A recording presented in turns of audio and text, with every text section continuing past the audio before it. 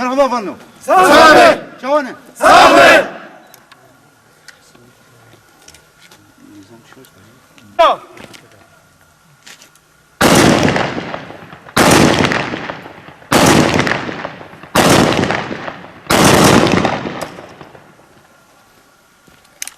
سلاف بدا. تشاك سرمل. تشاك دانا.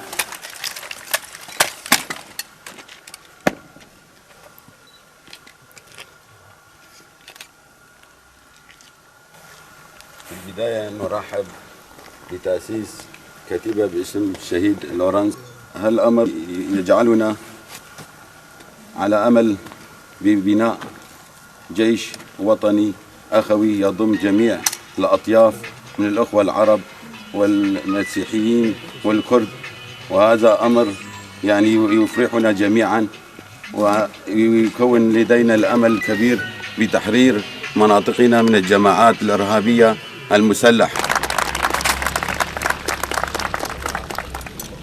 بنا طابورك بناوي الشهيد لورنس ام پیروز دکن ام هیوی دارن اف طابور به تکوشین تبلیغونا تکوشین ده مرحله کنو بده دست بکرن کی ام بکار بن راستی ند واره شکلی ده ند واره مظهری ده دواره عملی ده دواره تکوشینه که برخدانیه که مزن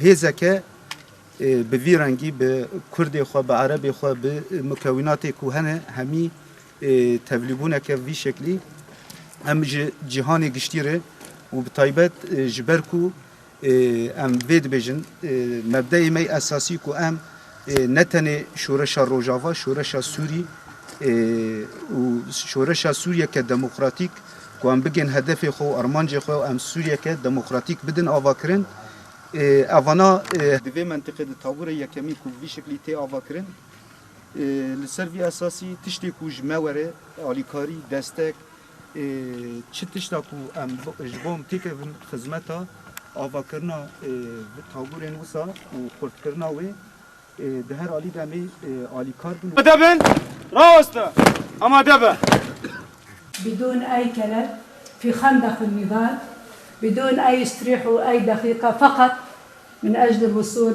للنصر وتحرير ترابنا تميدوس أي إجر أرجل أجنبية وغريبة عن وطننا.